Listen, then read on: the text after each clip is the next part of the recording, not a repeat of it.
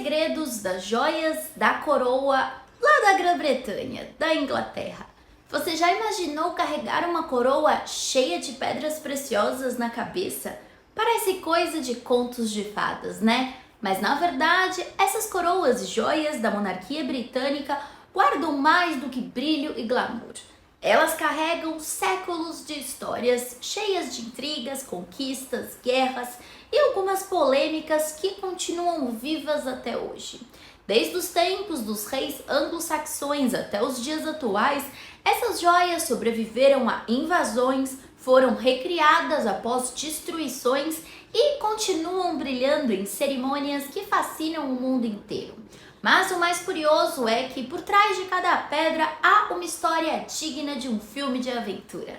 Oi, coroados e curiosos, eu sou a Steph e hoje a gente vai explorar o mundo fascinante das joias da coroa britânica. Prepare-se para mergulhar em histórias de tesouros, escândalos e quem sabe até maldições. Bora lá! Se tem algo que brilha na imagem da monarquia britânica, além das xícaras de chá e chapéus excêntricos, são as joias da coroa. Mas antes delas se tornarem os símbolos de poder que conhecemos hoje, elas passaram por séculos de adaptações, guerras e até desaparecimentos misteriosos. Lá no comecinho da história, antes de coroas cheias de diamantes e rubis, os reis anglo-saxões usavam algo bem mais modesto: relíquias religiosas. Em vez de ostentar ouro e pedras preciosas, eles preferiam exibir cruzes e amuletos sagrados, simbolizando que o seu poder vinha diretamente de Deus. A lógica era clara: mexer com o rei era o mesmo que desafiar o céu e Deus. Com o tempo, essas relíquias começaram a ser adornadas e deram origem às primeiras joias reais. E olha só, durante as batalhas, os reis carregavam esses amuletos acreditando que eles poderiam protegê-los. Uma curiosidade é que dizem que alguns líderes sobreviviam às batalhas justamente por causa desse poder sagrado. Eu acho que é porque eles se escondiam muito bem. Enfim, a grande transformação das joias reais aconteceu em 1066 com a chegada de William ou Guilherme o Conquistador. Ele não queria ser apenas um rei, ele queria ser o Rei Supremo. E o que reforça mais autoridade do que ouro e pedras preciosas. Foi nessa época que surgiu a primeira versão da coroa de Santo Eduardo, um ícone que se tornaria fundamental nas coroações britânicas até hoje.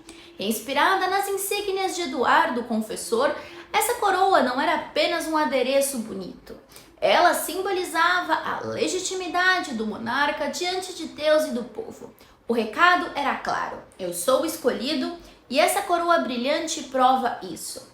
Muitos historiadores apontam que com William, as joias reais deixaram de ser apenas adornos e se tornaram certificados visuais de poder.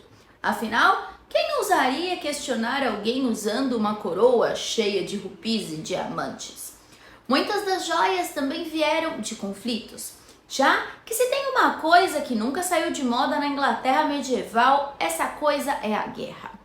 E, durante esses períodos conturbados, muitas joias desapareceram ou foram escondidas para não cair nas mãos dos inimigos. Na famosa Guerra dos 100 Anos, por exemplo, várias peças preciosas sumiram sem deixar vestígios. Além disso, muitas dessas joias continham relíquias sagradas, como pedaços da cruz de Cristo. Pelo menos eles diziam isso. Isso aumentava ainda mais o seu valor e simbolismo. Tem até um episódio curioso envolvendo o rei Ricardo II. Em um momento de crise financeira, ele precisou usar uma coroa improvisada de ferro em uma cerimônia pública. Imagina a vergonha. Anos depois, ele mandou até fazer uma nova coroa com ouro e safiras trazidas de terras distantes. Aí, a partir do século XIV, a coisa começou a ficar realmente luxuosa. Com o comércio internacional crescendo, vieram rubis da Birmânia, esmeraldas da Colômbia, pérolas do Golfo Pérsico e, assim, as coroas e cetros da monarquia britânica ganharam aquele visual que a gente conhece hoje. Mas Não pense que era só ostentação sem significado. Cada pedra tem um simbolismo específico. Diamantes representam pureza e invencibilidade. Rubis, coragem e proteção. Safiras, sabedoria e lealdade. E esmeraldas, esperança e renovação. Um detalhe é que quanto mais exótica a pedra, maior o prestígio do monarca. Era quase uma competição de quem tinha o brilho mais raro na cabeça.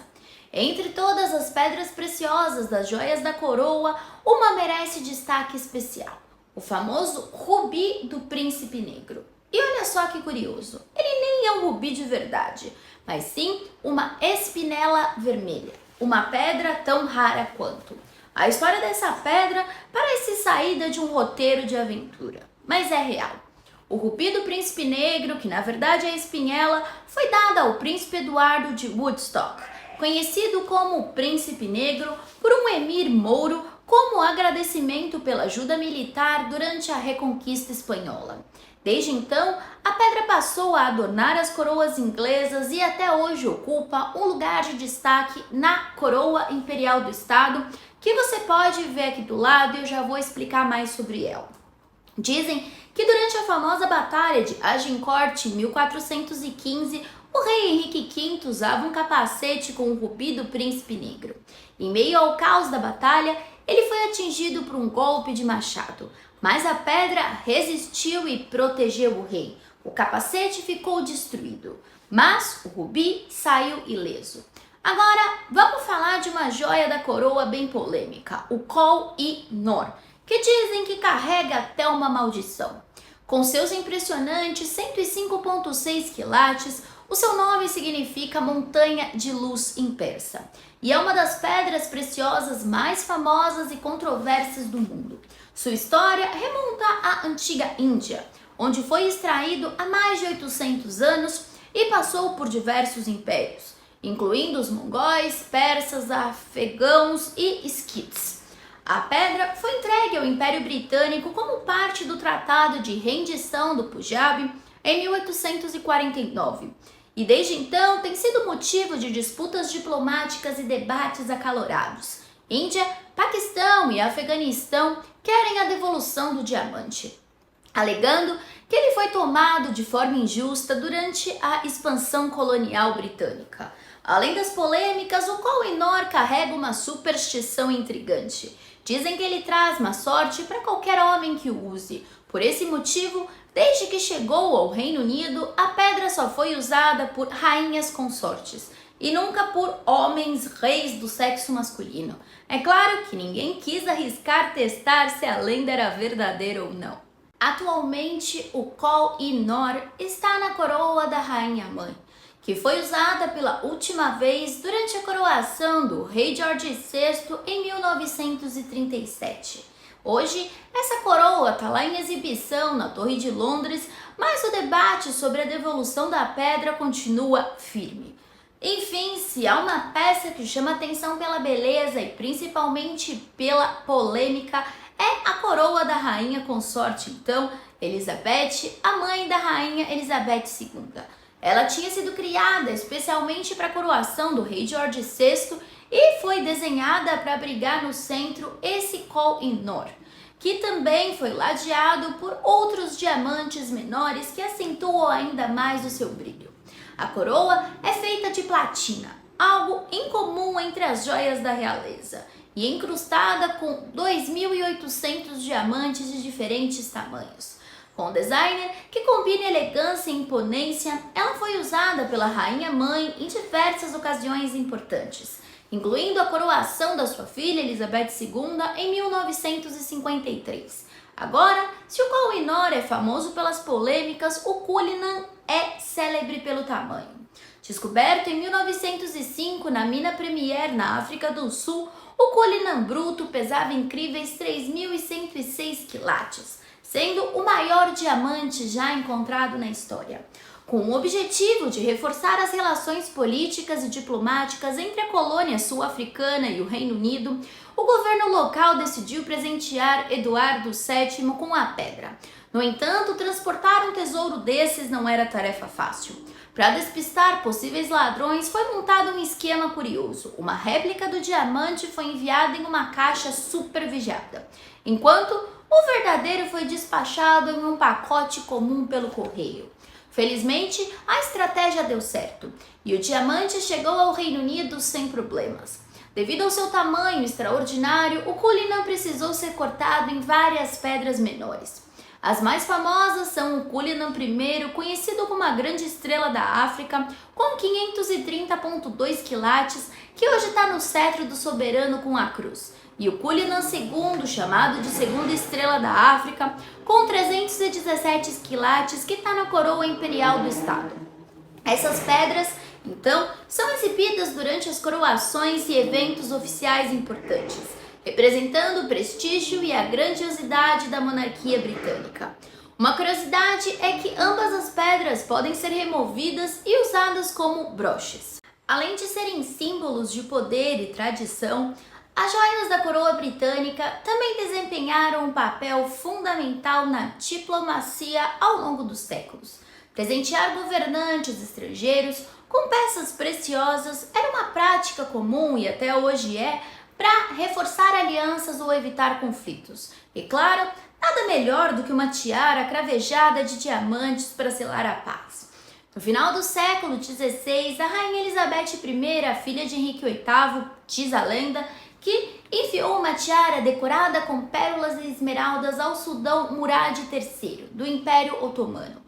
O presente tinha como objetivo estreitar laços comerciais e garantir a parceria dos otomanos contra a Espanha. O plano deu certo e a aliança perdurou por décadas. Outro episódio curioso aconteceu no século XVIII, quando o rei George III, aquele de Bridgerton, encomendou um broche de diamantes e safiras como presente para o embaixador francês, numa tentativa de suavizar a relação entre os países. Embora não tenha evitado novos conflitos, o gesto ficou registrado como um dos muitos esforços diplomáticos feitos por meio de joias. Além de reforçar alianças externas, as joias da coroa também desempenham um papel simbólico na união interna do Reino Unido. Durante séculos, os monarcas colocaram pedras preciosas originárias de diferentes regiões britânicas, safiras da Escócia, esmeraldas da Irlanda e pérolas do país de Gales em suas coroas e cetros, reforçando a ideia de que o soberano governa todas as partes do reino. Esse simbolismo ainda se mantém vivo nas cerimônias modernas, onde cada detalhe, desde as pedras escolhidas até o designer das peças, tem um significado histórico profundo. Algo que a gente deve sempre lembrar e que eu sempre respondo quando me perguntam das joias e coroas de reis e rainhas mais antigos é que durante a Guerra Civil Inglesa de 1642 a 1651, liderada por Oliver Cromwell, a monarquia britânica enfrentou um dos seus períodos mais sombrios. Com a execução do rei Charles I em 1649 e a instauração da República, o Cromwell ordenou a destruição de todos os símbolos da realeza, incluindo as joias da coroa.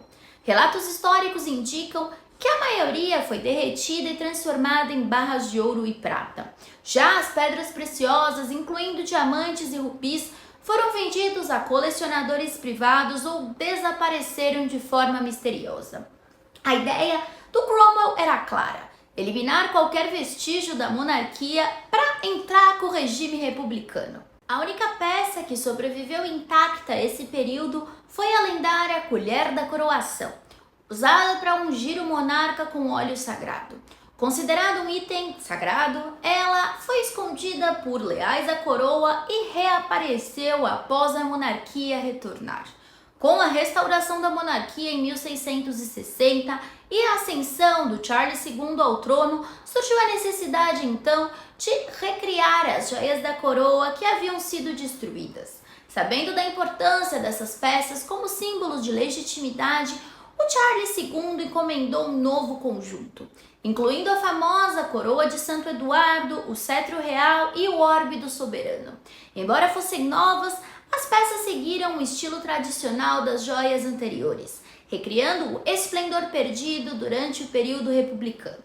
Esse renascimento marcou o início de uma nova era para a monarquia britânica, com as joias voltando a ser protagonistas nas cerimônias de coroação e eventos oficiais.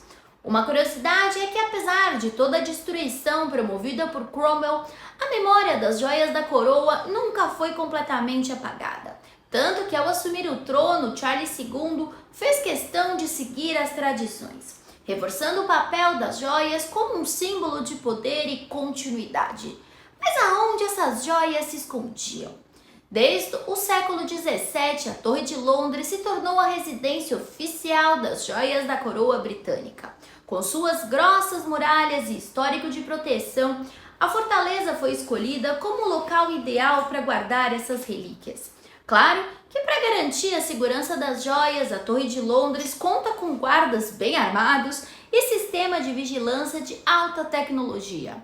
Afinal, a gente está falando de peças que carregam não apenas um valor inestimável, mas também de séculos de história.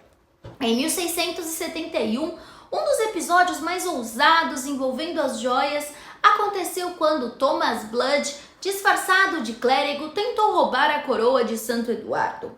Ele e seus comparsas renderam o guardião da torre e chegaram a danificar a coroa na tentativa de escondê-la sobre as roupas. No entanto, o plano foi descoberto e o Blood foi capturado. Curiosamente, em vez de ser executado, ele foi perdoado pelo rei Charles II e ainda recebeu algumas terras na Irlanda. Até hoje, os historiadores debatem os motivos desse perdão estranho. E durante a Segunda Guerra Mundial, temendo os bombardeios nazistas, o governo britânico decidiu retirar as joias da Torre de Londres e escondê-las em um local seguro. Embora o esconderijo exato nunca tenha sido oficialmente revelado, acredita-se que elas foram mantidas em um cofre secreto lá no castelo de Windsor. Com o tempo, inclusive, as joias da coroa britânica passaram por ajustes, restaurações e adaptações para acompanhar as mudanças no protocolo e nas preferências também de quem usava a coroa. Embora muitas das peças preservem o design e o simbolismo original, algumas foram modernizadas para se tornarem mais confortáveis e práticas em cerimônias atuais. Uma das modificações mais conhecidas foi o redesenho da coroa imperial do Estado em 1937 para a coroação de George VI, pai de Elizabeth II. A coroa anterior era considerada pesada e desconfortável. Então foi criada uma versão mais leve, mas igualmente luxuosa, com 2.868 diamantes, incluindo o Cullinan II que a gente já comentou. Um detalhe é que durante a coroação da Elizabeth II em 1953, ela precisou praticar várias vezes com a coroa para se acostumar ao peso e garantir que não ocorresse nenhum imprevisto durante a cerimônia. A coroação do Charles II, a coroa da rainha Mary foi modificada para ser usada pela Camila, a nova rainha consorte. Tudo isso para evitar as polêmicas. Ela, então, não incluiu o Koh-i-Noor e foram adicionadas réplicas de diamantes menores. Esse gesto foi interpretado como uma tentativa de modernizar a imagem da monarquia e evitar controvérsias sobre o passado colonial. Atualmente, então, as joias da coroa continuam desempenhando um papel essencial em eventos oficiais, como a abertura do parlamento e os jubileus reais. Elas representam a continuidade das tradições e reforçam o vínculo entre a monarquia e o povo britânico. Na abertura do parlamento, que ocorre anualmente, o monarca usa a coroa imperial do Estado e segura o cetro soberano com a cruz, simbolizando seu papel como chefe de Estado. É um dos raros momentos em que o público tem a chance de ver essas joias sendo usadas. Agora, vamos falar mais das coroas que são usadas nas cerimônias. Cada uma delas carrega um significado único e representa diferentes momentos históricos. Vamos explorar as mais emblemáticas: a coroa de Santo Eduardo, a coroa imperial do Estado e a coroa da rainha consorte. A de São Eduardo é, sem dúvida, a peça mais importante da coleção real. Ela só é usada uma vez durante o reinado de cada monarca. no momento exato da coroação. Seu nome é uma homenagem a Eduardo Confessor, rei da Inglaterra do século XI, que foi canonizado e passou a ser visto como um símbolo da legitimidade que vem de Deus. A coroa original, então, como eu já comentei um pouquinho por cima, foi encomendada por volta de 1042, mas não sobreviveu à destruição promovida durante a Guerra Civil Inglesa. Após a restauração, então, Charles II ordenou que se criasse uma nova coroa. Desde então, essa peça tem sido usada em todas as coroações britânicas e seu designer atual foi inspirado nas insígnias usadas pelos reis anglo-saxões, reforçando a continuidade da realeza britânica ao longo dos séculos. A coroa impressiona tanto pelo seu peso quanto pelo seu brilho. Feita de ouro maciço de 22 quilates, ela pesa 2,23 quilos e tem 444 peças preciosas, incluindo safiras, rubis, ametistas e topázio. O interior é forrado com veludo púrpura e arminho, cores tradicionalmente associadas à realeza. Ao contrário da coroa do Santo Eduardo, que aparece apenas na coroação, a coroa imperial do Estado é usada em várias ocasiões cerimoniais, como a abertura do parlamento. Ela foi criada em 1937 para a coroação de George VI, e seu designer se inspira em versões anteriores usadas desde o século XV. Ela tem 31,5 centímetros de altura e pesa 1,6 kg. Tem 2.868 diamantes, 17 safiras, 11 esmeraldas, 273 pérolas e 5 rubis. Entre as pedras mais famosas estão o Safira de Eduardo Confessor, o Rubi do Príncipe Negro e o Cullinan II. A coroa imperial do Estado, curiosamente, também aparece em vários símbolos nacionais, como o brasão real e até nas caixas de correio lá da Grã-Bretanha. Um exemplo notável foi a remodelação da coroa imperial do Estado para a coroação da Rainha Vitória. A jovem rainha achava as coroas tradicionais grandes e desconfortáveis, também ela era bem pequenininha. Então ela pediu que a joalheria Garrard & Co criasse uma versão mais leve e elegante. Além das coroas usadas pelos monarcas, então, existem também as coroas consortes criadas especialmente para as esposas dos reis. Como eu já comentei, a mais famosa é a coroa da Rainha Mãe, que foi usada por Elizabeth Boleslaw, a mãe da Elizabeth II, durante a coroação do George VI em 1937. Agora, vamos falar de outras joias. Se as coroas da monarquia britânica impressionam pela imponência, os cetros, orbes e outras joias cerimoniais não ficam atrás. Cada uma dessas peças desempenha um papel fundamental durante a coroação e carrega significados que vão além da estética. Elas representam poder, justiça, fé e compaixão. O cetro do soberano com a cruz foi criado em 1661 e é uma das peças mais importantes da coleção real. Ele simboliza o poder temporal do monarca, ou seja, a autoridade sobre o reino e seus súditos.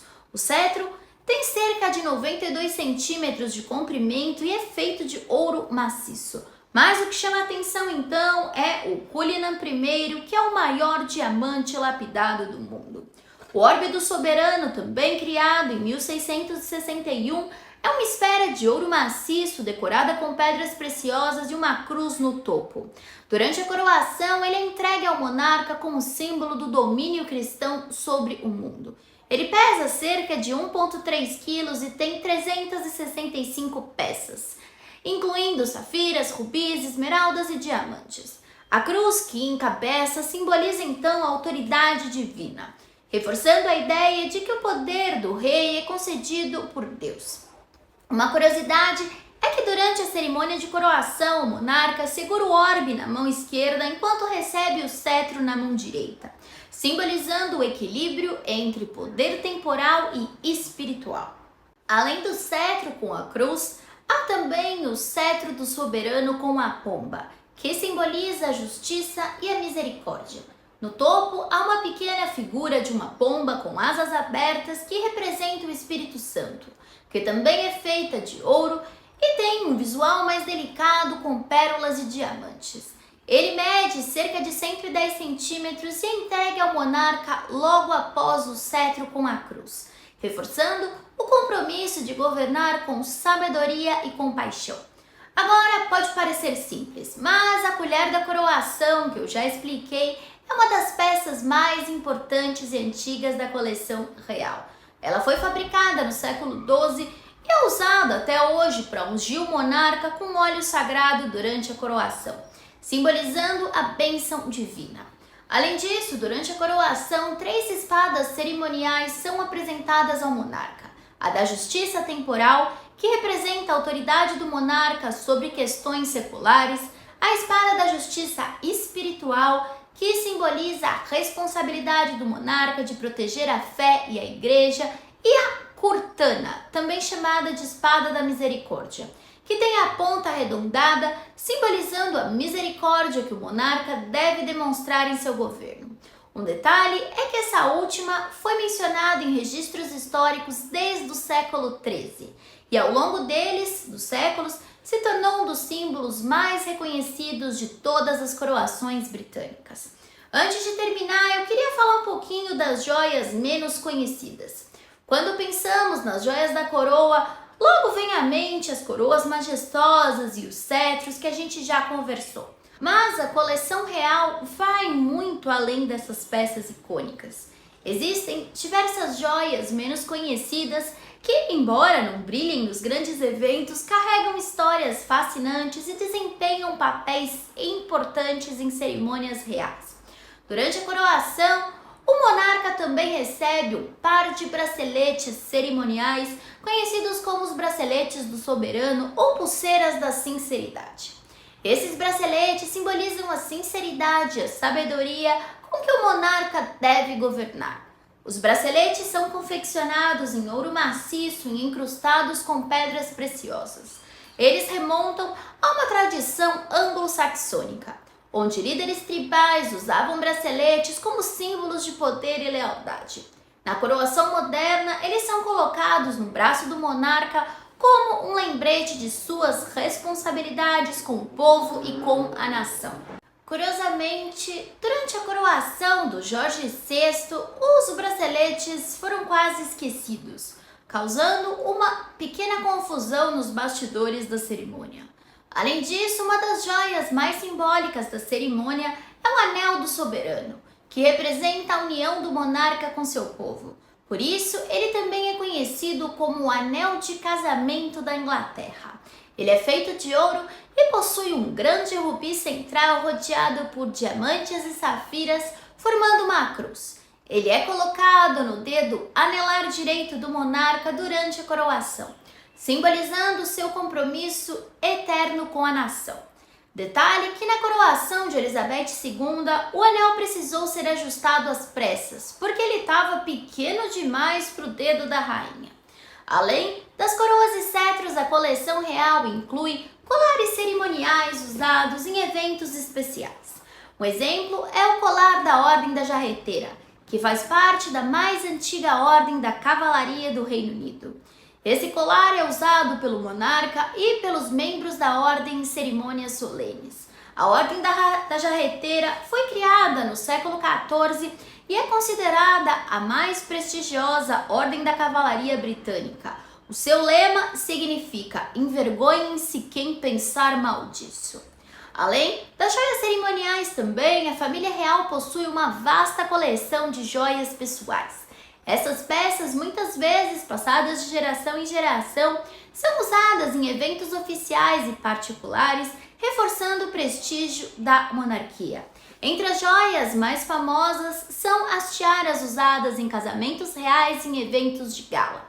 Algumas dessas tiaras, como a tiara fringe da Rainha Mary, se tornaram verdadeiros ícones culturais, após serem usadas por Elizabeth II e a princesa Beatriz em seus casamentos. Também a gente tem a joia que foi presente do governo brasileiro, que eu inclusive falei em um vídeo curto, que é a coleção Aquamarine, que foi um presente para a Rainha Elizabeth II. Por último, além das coroas e cetros usados em coroações e eventos cerimoniais, A monarquia britânica também celebra marcos importantes com a criação de joias exclusivas. Essas peças, conhecidas como joias comemorativas, são encomendadas especialmente para marcar os jubileus, aniversários de casamento e também datas históricas. O colar de diamantes do Jubileu de Ouro foi um presente para a Rainha Elizabeth II em 2002, quando ela comemorou seus 50 anos no trono pelo governo sul-africano. A peça foi projetada com pedras extraídas de minas sul-africanas, reforçando a relação diplomática entre os dois países. E as tiaras? Se há uma joia que representa perfeitamente a elegância das princesas e rainhas modernas, essa joia é a tiara. Ao longo do tempo, diversas tiaras icônicas entraram para a história não apenas pelo seu brilho, mas também pelas ocasiões especiais que foram usadas. Eu posso falar em outro vídeo mais sobre isso para vocês e mostrar as mais importantes. E os colares? Eles sempre desempenharam um papel especial nas joias reais. Além de adornarem as rainhas e princesas em eventos importantes, eles simbolizam alianças políticas e momentos históricos marcantes. Enfim, com séculos de história, brilho inigualável e um papel central nas tradições da monarquia britânica, as joias da coroa continuam a ser um símbolo de poder, elegância e legado.